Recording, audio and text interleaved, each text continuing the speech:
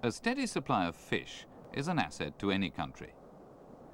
For thousands of years, men have valued the wealth of this lake. Wars have been fought for the right to make use of its riches. These men are fishing in water which contains more different types of fish than any other lake in the world. It's Lake Malawi. The enormous variety and abundance of the fish here has been a puzzle to biologists ever since the lake was discovered. The fish belong to a family called cichlids, a family which is very successful all round the tropics, but nowhere as overwhelmingly as it is here. The supply of fish is plentiful, but it can also be erratic. The lake fishermen preserve a good catch by drying it in the sun. Part of the finished product will be eaten in the village, and part will be sent to settlements away from the lake shore. The fish have been an economic asset for years. Now, biologists are beginning to understand how so many species evolved within the lake. An answer is beginning to emerge to the intriguing riddle of Lake Malawi.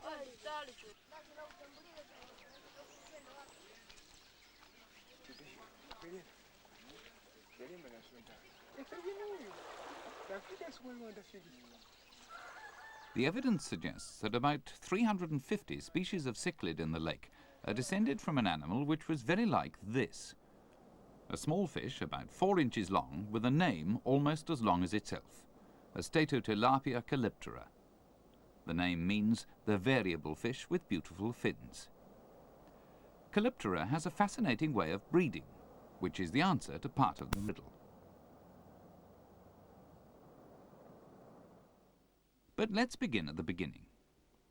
60 million years ago, Africa was split by an earth movement which formed the Great Rift Valley.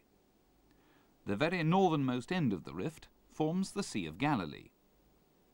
At its southern end, a succession of lakes filled up, the youngest of which, at not quite 2 million years old, is Lake Malawi. In the streams which flow into the lake, we can see what conditions might have been like when it was first flooded.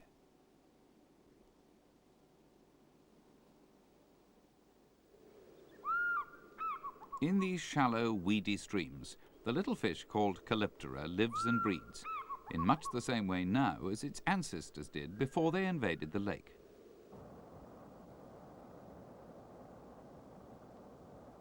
A male in full breeding colours is displaying over the hollow which marks the centre of his breeding territory. The female is less brightly coloured. Notice especially the row of oval markings on the male's anal fin. They are much more than mere decoration.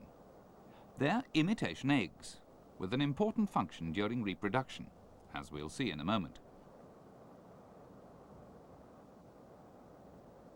As the display becomes more intense, the female draws closer, responding equally to the male's colours and his movements.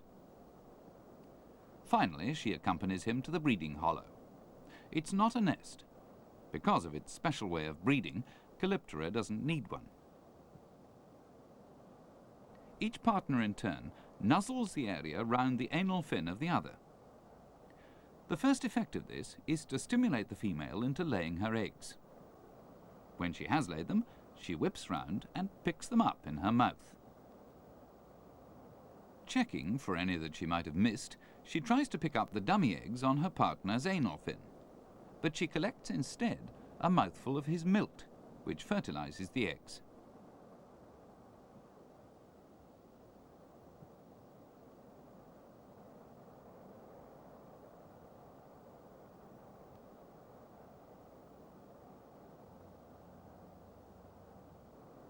A lot of cichlids have dummy eggs like this because the female picks up the real eggs too quickly for the male to fertilize them in the water. The dummies ensure that the eggs are fertilized within the female's mouth. Calyptera lays many eggs in a batch, but where predation is more of a problem, the female has to take more care. Another fish, called Auratus, the golden one, lays its eggs in just such a dangerous environment, one at a time.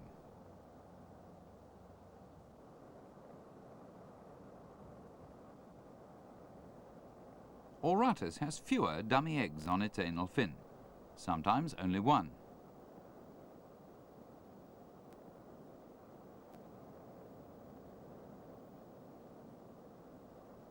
The ability to fertilize and hatch its eggs in its mouth enables Calyptera to breed in sluggish streams low in oxygen. By drawing water over the eggs through her mouth, the female can help them to breathe.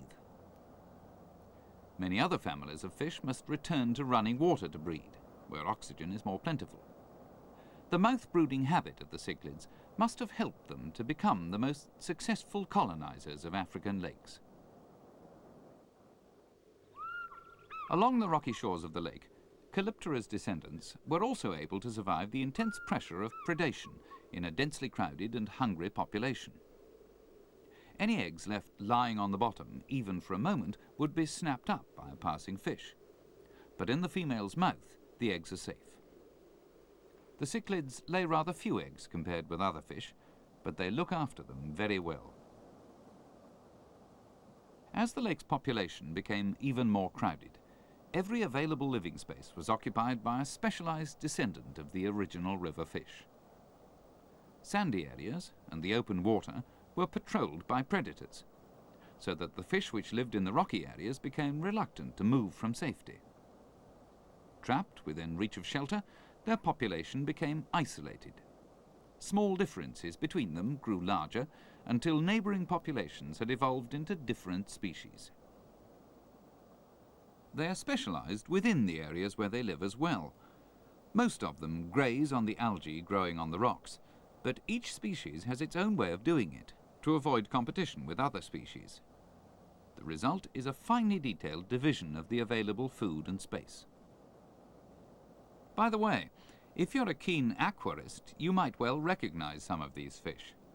For specialists, the pick of the world's freshwater fish come from Lake Malawi's immense diversity of cichlids. Another crucial factor in developing that diversity is that the rock-dwelling species are poorly equipped for dispersal round the lake. Not only are the adults slow swimming, but their eggs and young, held in their mothers' mouths, don't get a chance to drift away. Some cichlids hatch, live a lifetime, breed and die without moving more than a few yards in their whole life.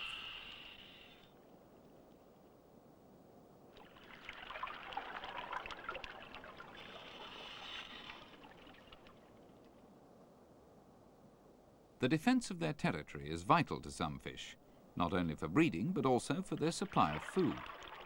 Some species protect a garden of algae for their own exclusive use. Under a slanting rock or along the face of a boulder, darker green patches show where the garden grows. The size of the garden indicates the extent of the fish's territory.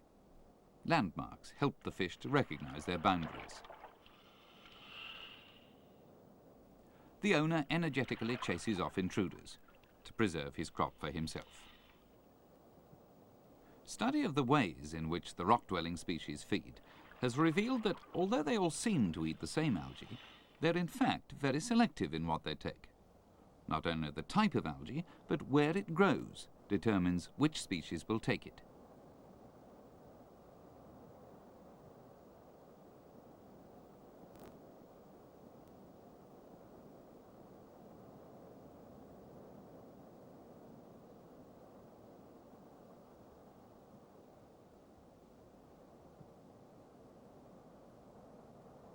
A beautiful golden fish called Trophiops feeds from the upper surfaces, plucking algae from cracks in the rock. The blue-black zebra combs through the strands with long teeth to remove tiny creatures living on them.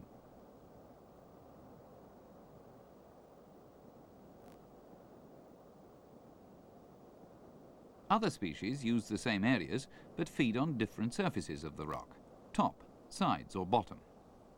Others bite at one specific angle.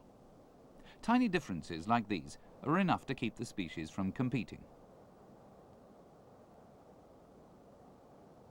The fish which don't actually eat the algae at all leave plenty behind for the others, which graze away in herds like so many cows in a field. They are often the non-breeding members of a territorial species, leaving others to fight for their property while they feed at leisure.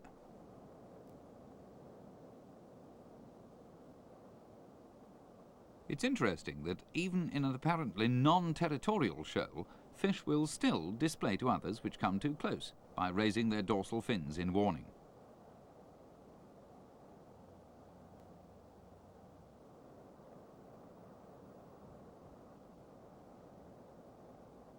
Although the rock-dwelling community is minutely organised, all is not peace and pastoral harmony. There are predators among the rocks, wolves in fish's clothing. A particularly sly specimen, which feeds on the fry of other fish, is known locally as caligono, the sleeper. As its name suggests, it lies on the bottom pretending to sleep. It's even coloured to look as if it might be dead. At any rate, it's well camouflaged.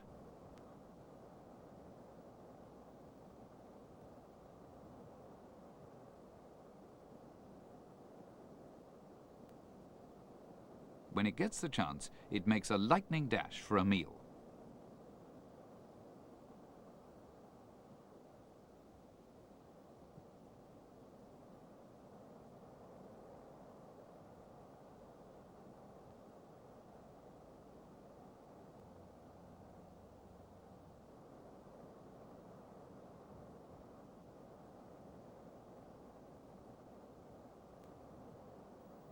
A fish known as the eye-biter, with its underslung jaw, also hunts the fry of other fish among beds of eelgrass, where its flattened, striped body is excellently camouflaged.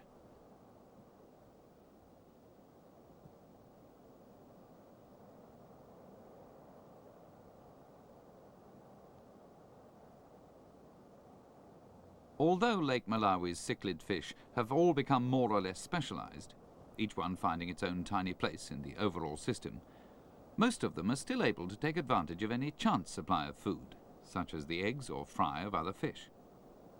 There's a constant pressure on all the rock dwellers to find a defence against losing their offspring to such casual predators.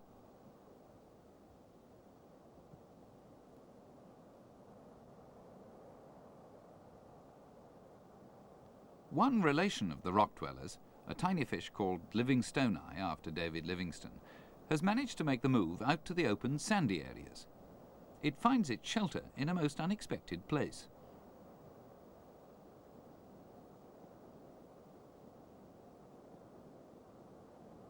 Anything, animal or vegetable in the lake, is eaten by something or other. Some fish, and birds too, eat snails. The empty shells provide a shelter for Livingstoni.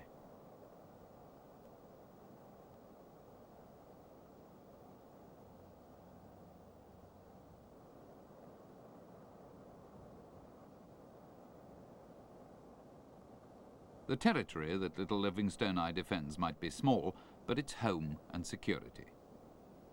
Other fish have abandoned all forms of shelter to go and live in the open water, where they feed on the lake's plankton supply. These, the utaka, are the important food fish of the lake, which fill the drying racks in the villages. They have a remarkable feeding adaptation all of their own.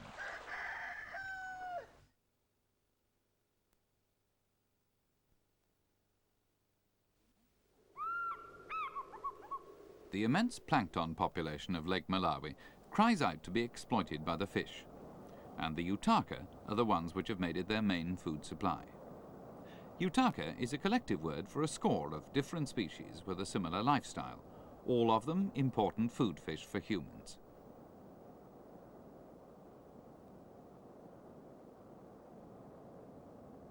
The utaka have modified mouths to suck in their tiny prey. The upper and lower jaws extend to form a tube like the nozzle of a vacuum cleaner. The movement is very fast. Even a high-speed camera can only just catch it.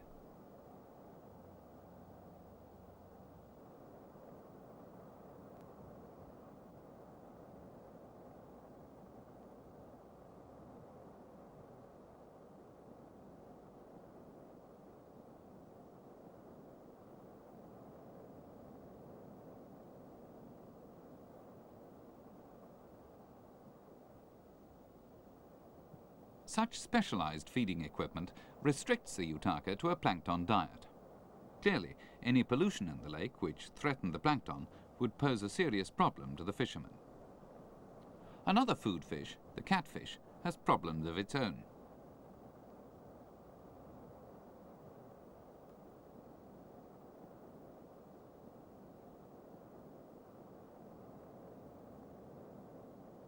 Catfish live on the bottom of the lake, seldom coming near the surface by day. If one of them is foolhardy enough to break cover in daylight, it runs the risk of an attack from a little fish called Dosymodus. Dosymodus means quiet-seeming, but these little villains are anything but quiet in their behaviour. They feed on the skin and scales of other fish, and they sometimes hunt in packs.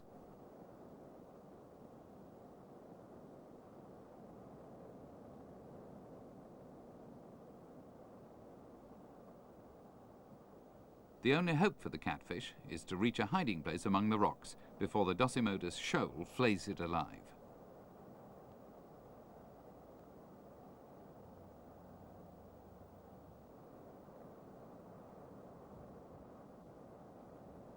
The pressure of so many fish on the food supplies of the lake has produced other bizarre specialists. Here's the fin biter, which lives by eating the fins and tails of other fish. This is one of the lake's cichlids which is not commonly kept by aquarists in their tanks. It's all too easy to see what it's been feeding.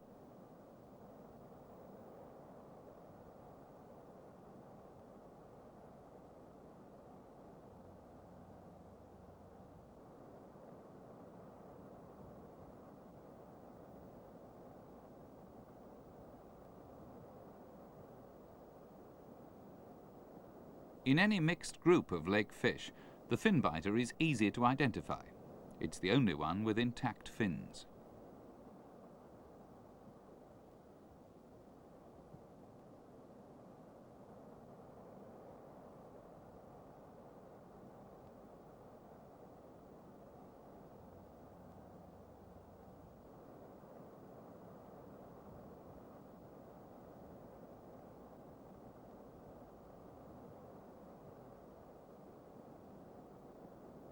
The same species produces a yellow colour variant, apparently for a most underhand purpose. It enables it to mix with and feed from yellow-coloured fish, which would shy from the approach of a dark-coloured intruder.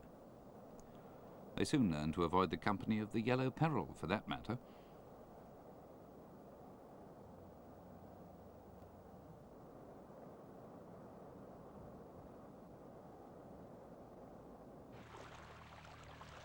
The close interest in the fish of Lake Malawi began when David Livingstone and later explorers sent back specimens from their journeys. The first people to admire them and wonder about them were museum curators and collectors. 100 years later, in 1960, the aquarium trade discovered the lake. Capturing fish for aquaria used to be a hit-and-miss affair, but modern technology has made it much more selective, and therein lies a serious and growing problem. Divers using air lines driven by a compressor on the surface can literally hand-pick their prey, selecting the rare and valuable varieties, which thereby become even more rare and valuable.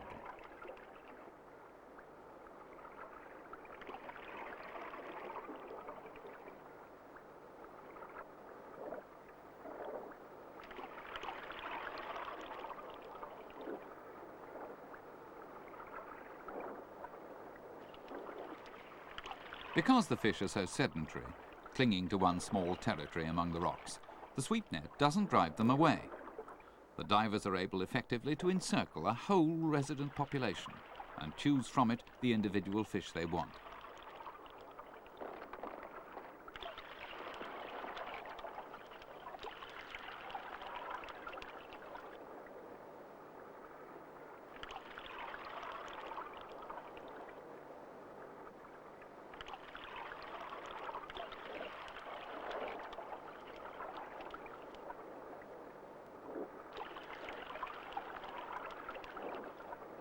One of the most sought-after fish is called ornatus, well known in the aquarium trade.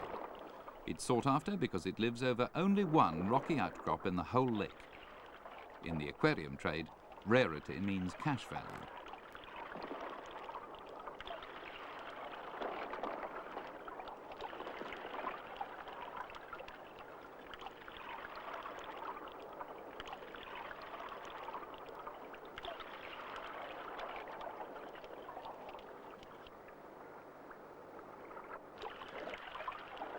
The advantage to the more common fish is that they will be given their freedom. The rarities like ornatus, or yofu as it's called locally, are put in desperate danger.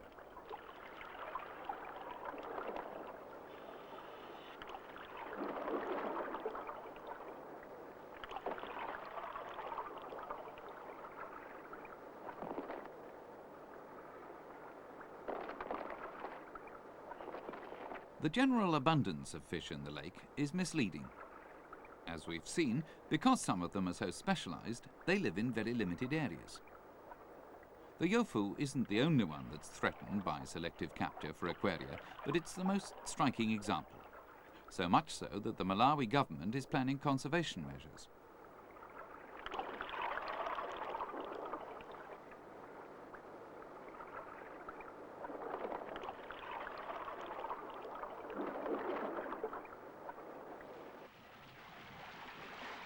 A limit on the number that can be taken per month would mean that fish from lower levels, deeper than the divers can go in safety, would have a chance to recolonise the areas left vacant by each month's harvest, until they were captured in their turn. The monetary value of each fish varies with the world market, but the aquarium trade is never less than big business. This bucketful of ornatus represents a useful source of foreign exchange for Malawi.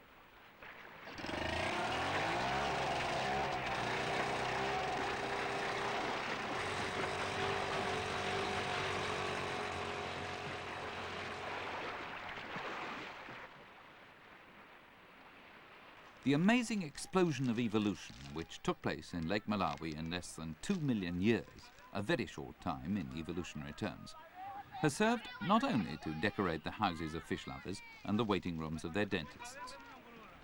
Fish like these, so carefully packed in bags inflated with oxygen for their journey, often across the Atlantic, have led biologists into a fascinating and important field of study.